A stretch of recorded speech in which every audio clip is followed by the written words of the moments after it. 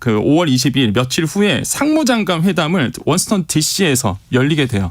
그런 다음에 지금 우리가 얘기하고 있는 이런 토니 블링컨 국무장관이 이제 방중을 이제 한다 안 한다 이게 이제 언론에 이제 보도가 되고 있거든요. 그렇죠. 그러니까 지금 이제는 화해 모드가 좀 연출될 수도 있다 아니다라는 게 지금 이제는 보고 있다. 우리가 경제계 쪽이나 정치계 쪽에서는 굉장히 예민하게 받아들이고 있는 부분이라고 보시면 되겠습니다. 네.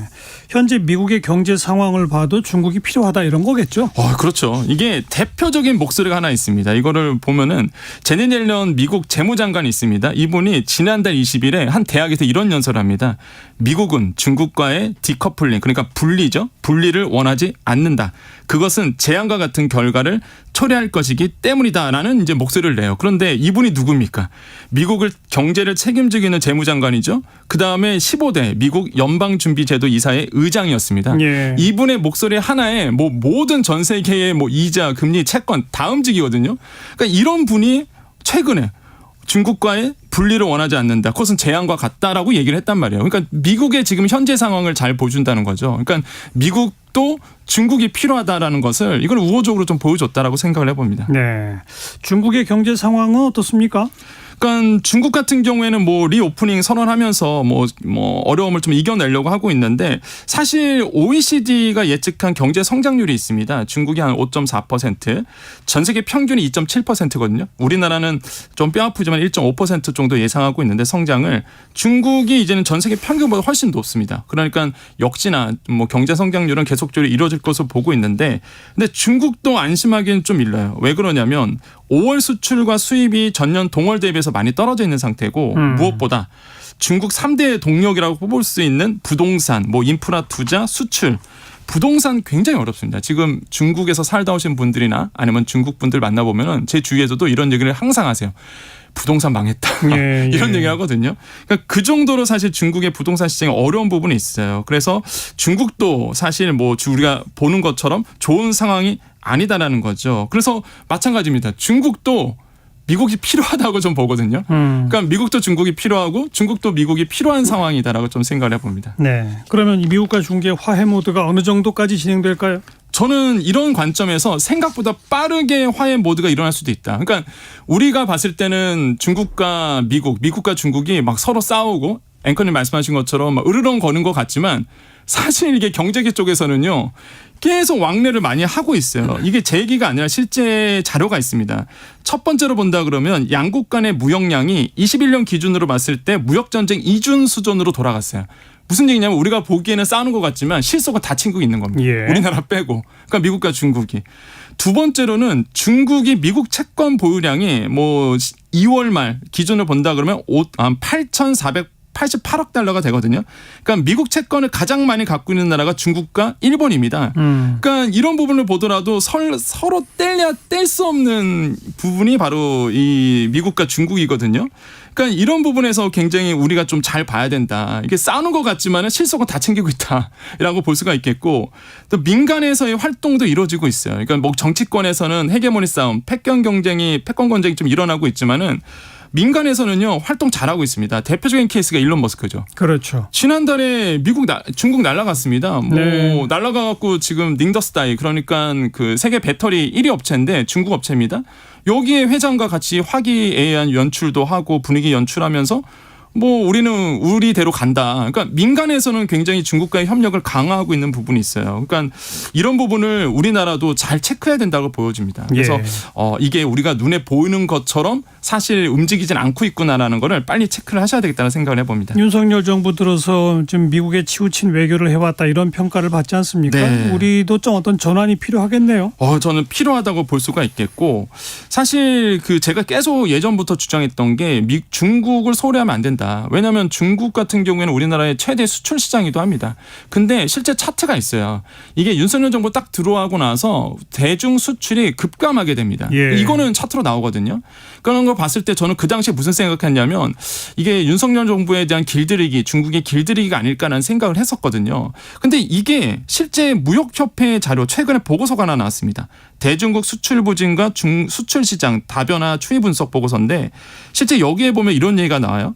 우리나라의 무역 적자가 계속적으로 나오고 있는데 이게 수입 증가보다는 수출 감소에 기인한다. 근데 그 수출 감소는 어디서 기인하느냐 또 중국과의 대역 무역 교역에서 중국에서 수출이 되지 않은 부분이 이제 뼈 아프다 이런 얘기를 많이 했거든요. 그렇죠. 그러니까 뭐 여러 가지 이유가 있어요. 뭐 코로나 때문에 중국 경기가 안 좋아졌던 부분도 있겠고, 아니면은 중간재 수출이 우리나라가 많이 하는데 중국도 중간재 수출을 많이 하면서 이게 부딪혔던 부분, 이런 부분을 얘기를 하는데 어쨌든 간에 중국 수출이 안 된다는 거죠. 그러다 보니까 중국 수출 의존도가 2020년 25%에서 올해 1분기 19%까지 떨어집니다. 급감한 거죠. 네, 예. 반대로 얘기하면 우리나라의 중국 시장의 영향력이 떨어졌다는 얘기거든요.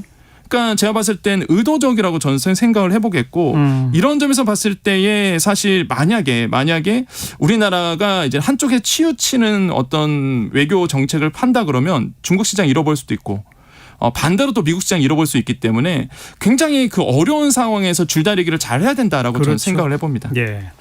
우리 국내 경제 소식 가운데 갑자기 전세제도 폐지론이 제기되는 원인은 뭐예요? 일단 지금 아시겠지만은 전세 사기극 뭐 이슈화 되고 있죠. 뭐 보증금 미반환 사태 일어나고 있습니다. 그러니까 이런 사태가 일어나니까 지금 우리나라의 내부적인 문제가 뭐냐면, 야, 이거 전세 없애야 되는 거 아니냐. 극단적인 어떤 전세 폐지론까지 지금 등장했는데, 예. 뭐 대표적인 게 사실 전세라는 거는 사실 매매가 상승을 기초로 해서 만든 제도입니다. 그러니까 매매가가 상승하지 않는다, 뭐 부동산 시장이 뜨지 않는다라 그러면 굉장히 어려움에 처하는 게 전세 시장이거든요. 대표적인 현상이 뭐냐면, 첫 번째가 전세금 미반환 사고가 일어납니다. 그렇죠. 두 번째가 전세 사기극이 일어나요. 예. 지금입니다. 이게 두 가지가 지금 다 일어나고 있거든요. 그래서 시장에서는 무슨 얘기 하냐면, 사실 좀 뼈 아프다라는 게 포퓰리즘이다. 왜냐하면 지난 정부 때 이게 집값이 뜨다 보니까 이제 지난 정부가 뭘 했냐면 전세 자금을 엄청 풀었습니다. 전세 자금을 막 풀다 보니까 전세 보증금이 계속적으로 올라가는 거예요. 이게 떠받치게 되고. 그러면 전세 보증금이 오르다 보니까 또 집값 매매값을 떠받치게 되고, 이러면서 뭐 말 그대로 뭐 30몇 번의 대책이 나와도 뭐 뾰족한 대책이 나올 수 없었던 부분이었죠. 이런 부분이. 그래서 악순환이 됐던 부분. 그래서 이런 부분이 결국에는 지금 와서 이제 터졌다. 이렇게 좀 볼 수가 있겠습니다. 네, 그래서 전세 폐지론까지 제기가 되지만 네. 원희룡 장관은 뭐 수명은 다했지만 현실적으로 전세제도 폐지는 불가능하다, 이런 입장을 또 밝히지 않았습니까? 예, 맞습니다. 그런데 전세제도가 사실 세계적으로 희귀한 우리나라에만 있는 제도인 것 또한 사실이잖아요. 네. 전세제도가 우리나라 부동산 시장에 미친 영향들은 어떤 거라고 보세요? 그러니까 저는 서민 주거에 어느 정도 안정에 어느 정도 영향을 줬다라고 저는 생각을 해보거든요. 그러니까 사실 내 집이 없으신 분들은 보통 그래왔어요. 지금까지 이제 사다리 타기로 했었는데, 그게 뭐냐면 전세 살면서 이제 목돈을 모아서 내 집 마련을 했던, 그렇죠. 이런 어떤 단계가 있었거든요. 사실 저도 그랬습니다. 12년 전에 저도 이제는 전세 살면서 모아서 내 집 마련한 케이스거든요. 그러니까 이렇게 서민 주거에 안정이 됐던 부분이 있는데, 근데 지금에 와서 본다 그러면 이 고리가 딱 끊긴 것 같아요. 왜 그러냐면 전세 대출 받지 않고서는 사실 지금 전세 살 수 없는 분위기입니다. 그러면 대출을 받을 수밖에 없는 구조로 되고 있어서 사실 지금 좀 어려운 부분이 있죠. 전세 가지고 내 집 마련을 한다는 것도 좀 어려운 부분이 있겠고, 아무튼 간에 또 부정적인 영향도 있어요. 그러니까 전세가 계속적으로 활발하게 되면은 필연적으로 임대인의 투기적 목적으로 이 자금이 쓰여질 가능성이 굉장히 큽니다. 그렇죠. 갭 네. 투자라는 거죠. 맞습니다. 예. 그래서 전세 돌려서 그 전세 보증금을 가지고 투자 목적으로 쓸 수밖에 없기 때문에 사실 전세가 이렇게 긍정적인 면도 있고요. 사실 이렇게 부정적인 면도 다 같이 갖고 있는 게 현재의 전세 제도다라고 생각을 해봅니다. 뭐 갑작스레 폐지는 어렵다고 하더라도 네. 제도를 보완하긴 해야 되겠죠. 맞습니다. 이게 저는 가장 먼저 보완해야 될 게 이거라고 봐요. 과감하게 이 투기 목적의 임대인들에 대해서 단호하게 법 질서를 유지해야 된다. 그러니까 저는 굉장히 어이없는 게 임대인들이 이제 전세를 돌립니다. 근데 전세금을 못 돌려주는 형편이 된다? 이건 말이 안 되거든요. 그러니까 감당이 안 될 정도의 전세금을 올렸다는 얘기예요. 이거는 저는 처벌 대상으로 보여집니다. 예. 이거는 핑계가 될 수가 없다라고 저는 생각을 해보겠고, 처벌을 좀 강화해야 된다라고 생각을 해보겠고, 두 번째로는 반전세 같은 이제는 어떤 전세의 어떤 반은 전세고 반은 월세겠죠. 이런 반전세 같은 것에 대해서 어떤 확대할 부분이 있다. 왜냐하면 전세를 없애기는 어렵거든요. 현재. 예. 그래서 이런 반전세 활성화. 세 번째로는 전세 대출을 좀 줄여가는 것. 그러면서 전체적으로 이제 말 그대로 전세 시장을 좀 줄여나가는 것이 좀 맞지 않을까. 그러니까 전세 대출에 대해서 가상금리를 더 주는 거죠. 한마디로 가상금리를 더해서 전세 금리가 올라가게끔. 예. 왜냐하면 그렇게 되면 전세 대출이 올라가게 되면 전세 대출이 덜 받게 되죠. 그러면 전세 받으신 분들은 조금 이렇게 이게 말이 되냐 그랬을 텐데 전반적으로 본다 그러면 전세 제도는 좀 점점적으로 줄어나가는 부분이 맞거든요. 그렇죠. 네, 그렇게 이미 월세 비중이 꾸준히 늘어나고 있으니까. 맞습니다. 그렇죠. 네. 그래서 이런 부분에 대해서 이제 보완책이 계속적으로 나와줘야 된다. 그러면서 이제는 전세 시장을 좀 빨리 안정화 더더욱 시켜야 된다는 생각을 해보겠습니다. 네. 경제평론가 권혁중 씨 고맙습니다. 네, 감사합니다.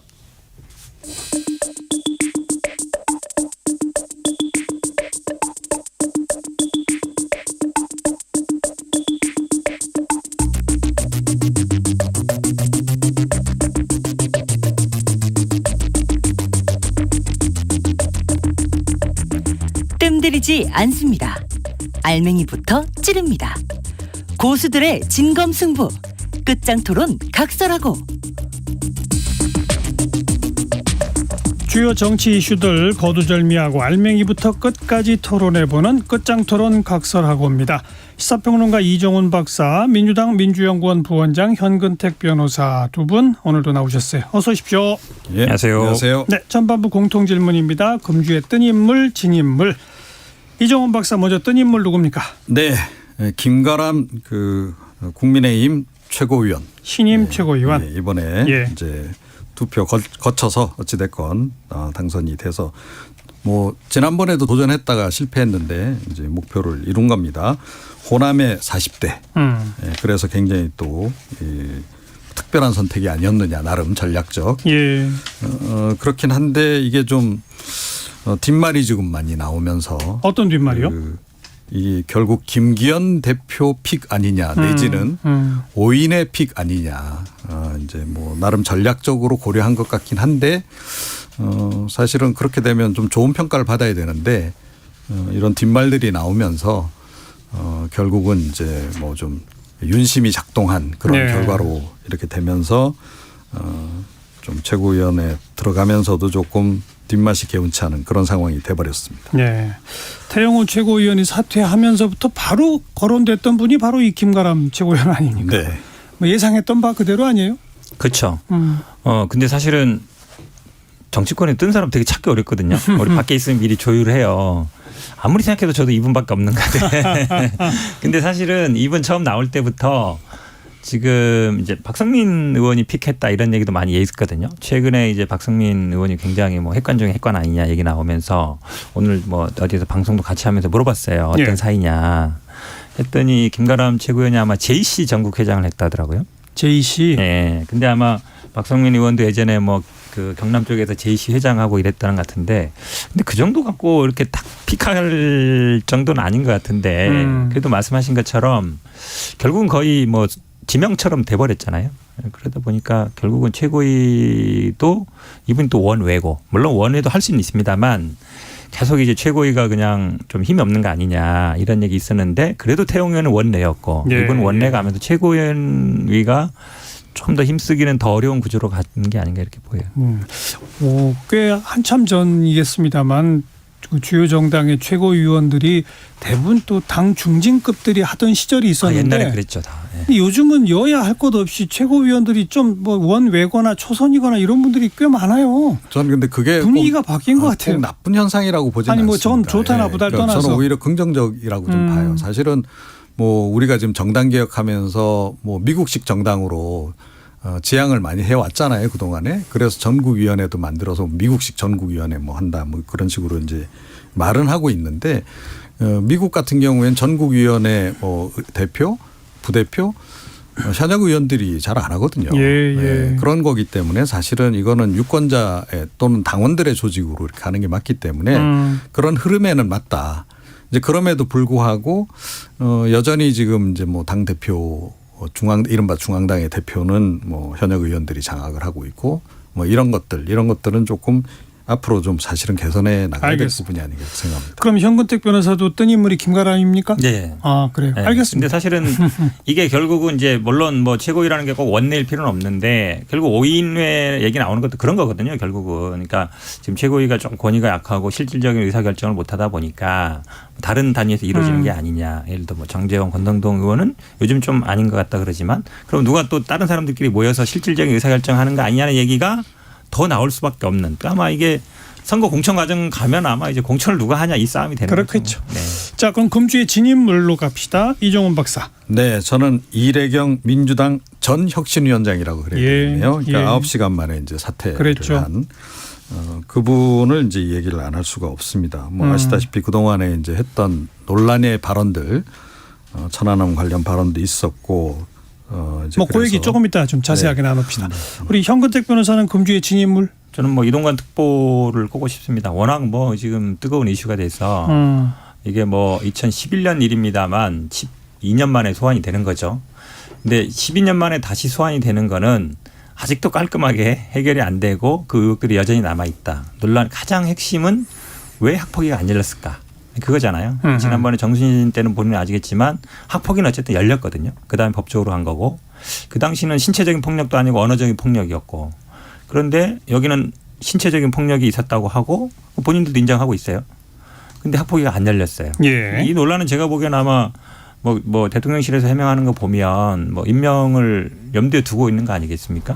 뭐 임명될 때 된 다음에도 계속 논란이 될 것 같습니다. 지금 인사청문회를 해야 되잖아요. 그렇죠. 인사청문회에서 제일 큰 쟁점이 되겠죠. 예, 학교 폭력 논란. 네, 원래는 아마 이게 정치적인 중립성, 독립성, 과거의 경력이나 요즘에 이분도 정치인이기 때문에 결국은 통위원장이 아시겠지만 뭐 당적 가져도 안 되고 그다음에 뭐 무슨 뭐 인수 있었 3년 이상 안 되는데 이분은 그거에 딱 걸리진 않지만 그래도 정치인인 건 맞거든요. 그렇죠. 출마도 여러 번 했었고 예. 정치적인 중립성이 맞느냐 이게 논란이 돼야 돼요. 사실은 업무와 관련된 거니까. 그렇죠. 그런데 오히려 이 아들 학폭 논란이 더 커질 것 같습니다. 네.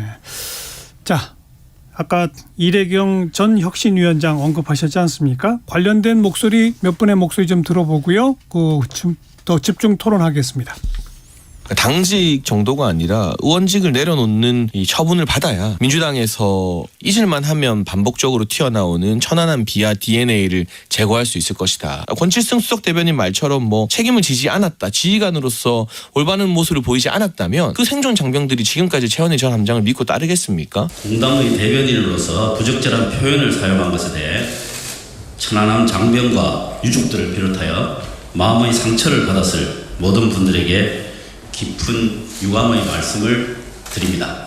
아울러 저는 국회 장관 청문회 과정에서 천안함 사건은 북한의 소행이라는 입장을 밝힌 바 있음을 말씀드립니다.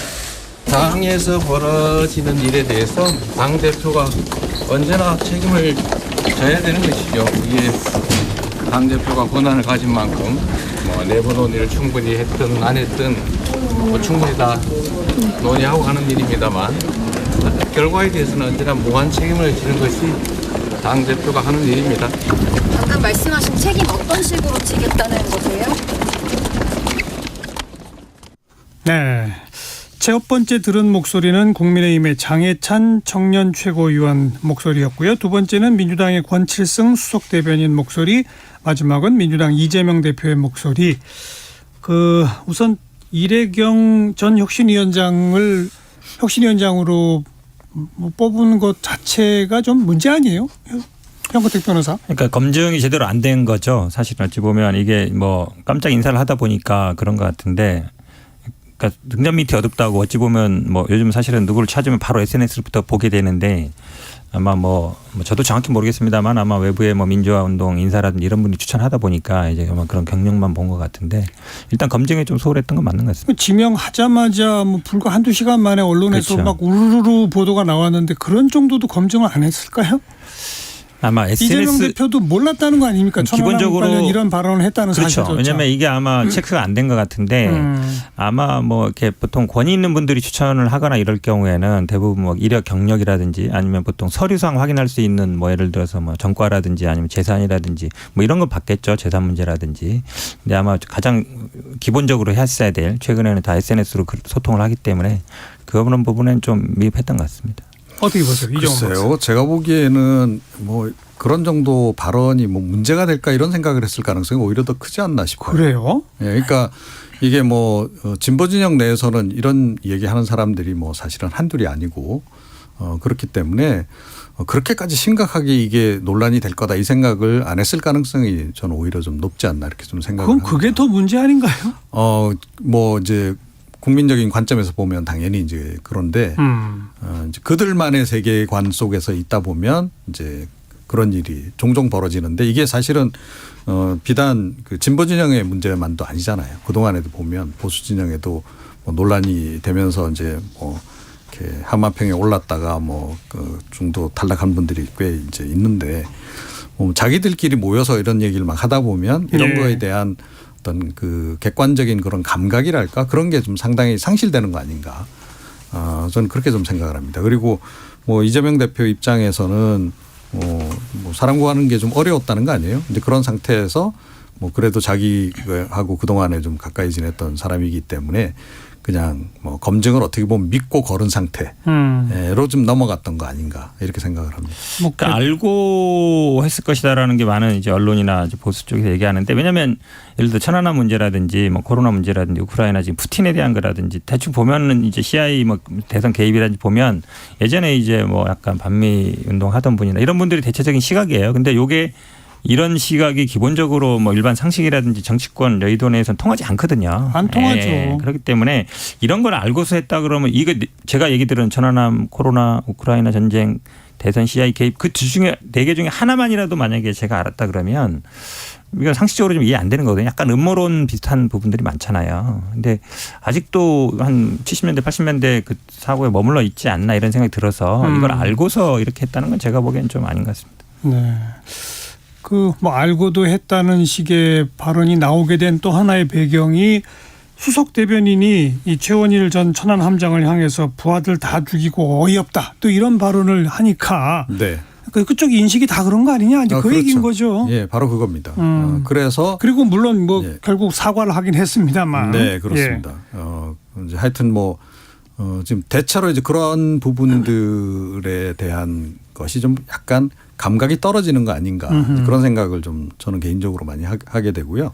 양쪽 다 지금 똑같은 것 같아요. 국민의힘도 지금 너무 극우성 발언들이 함부로 막 튀어나오고 최고위원들한테서 그런 튀어나와서 것들이 검증되는 이런 징계까지 받고 그렇죠. 그러잖아요. 뭐 이제 예. 그런 것들이 좀 사정 검증이 되거나 사전에 걸러지는 이런 과정들이 좀 없듯이 지금 뭐 진보 진영도 좀 마찬가지 상황인 것 같고 지금 현역 의원들조차도 그러니까 이게 너무 이런 부분들에 대해서 예전에 비해서는 많이 감이 좀 떨어지시는 거 아닌가 하는 생각을 제가 가끔 해봐요. 그런데 왜 그렇게 됐나를 원인을 좀 따져보면 서로 너무 극한 대결을 하다 보니까 그렇죠. 네, 이제 이런 그 표현들이나 이런 것들에 대해서 어떻게 보면 감수성이 많이 좀 둔감해졌다 그래야 되나요? 좀 그런 상황이 아닌가 이런 네. 생각이 좀 듭니다.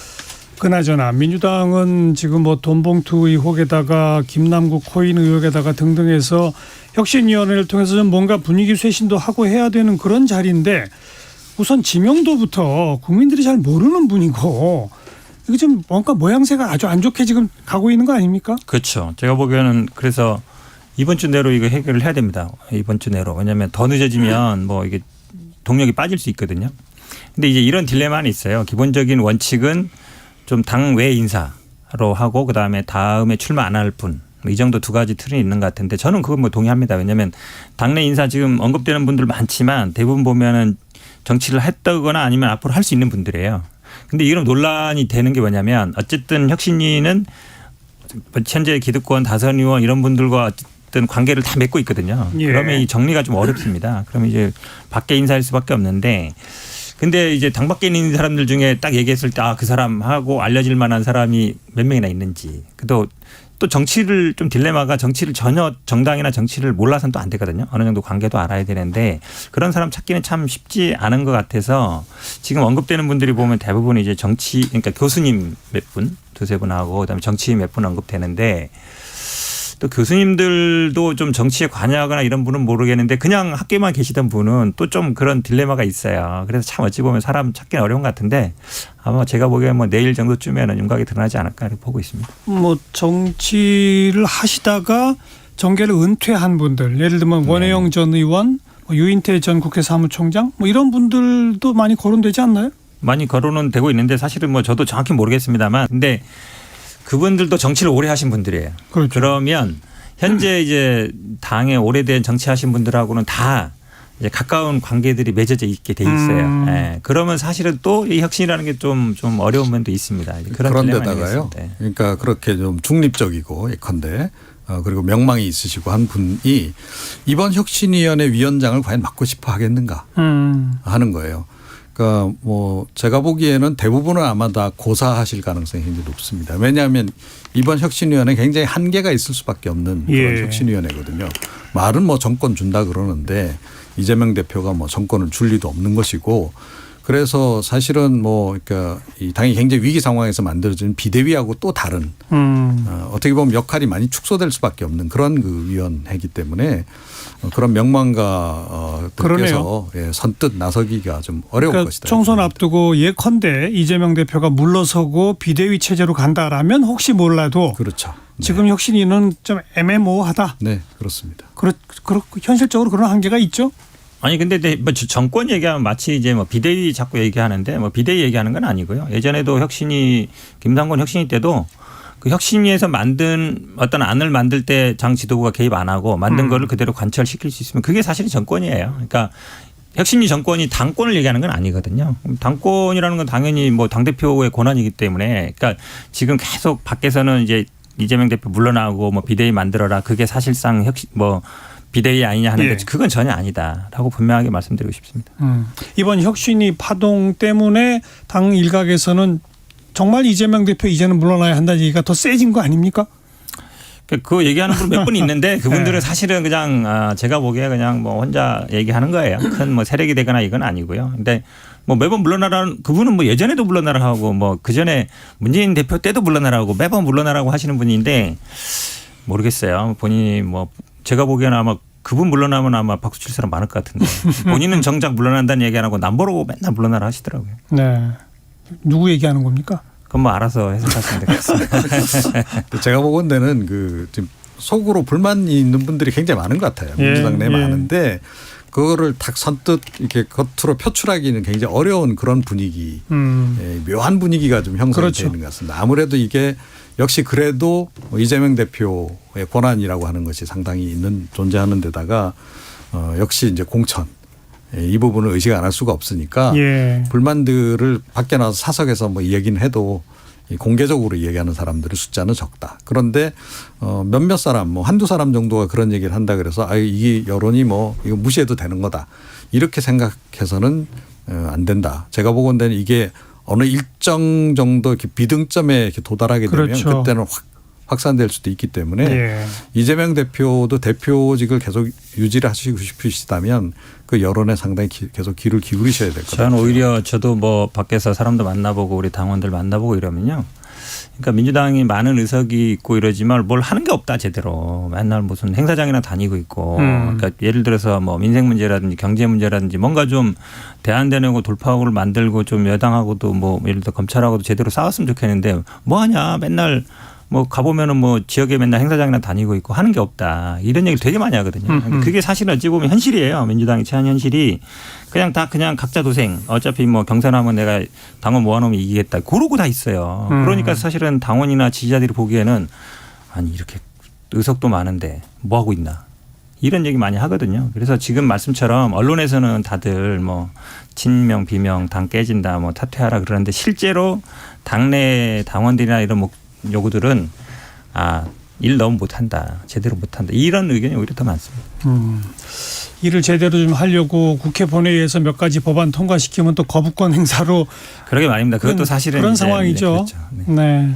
자, 1시 32분 향해 가고 있네요. 잠깐 교통정보 전해드리고 토론 이어가겠습니다. 김민희 씨. 네, 점심시간을 지나면서 정체가 주춤해지나 싶더니 돌발 구간이 많습니다. 중앙고속도로 부산 쪽으로 의성 부근에서는 사고가 나면서 2차로를 막고 처리 작업을 하고 있고요. 광주 대구고속도로 광주 쪽으로 해인사 부근 2차로와 갓길에서는 고장난 승용차를 처리하고 있습니다.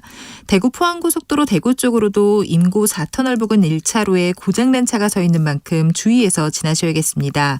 서울 양양고속도로 서울 방면으로 서종 부근에서도 사고가 있었던 만큼 부근으로 많이 혼잡해졌고요.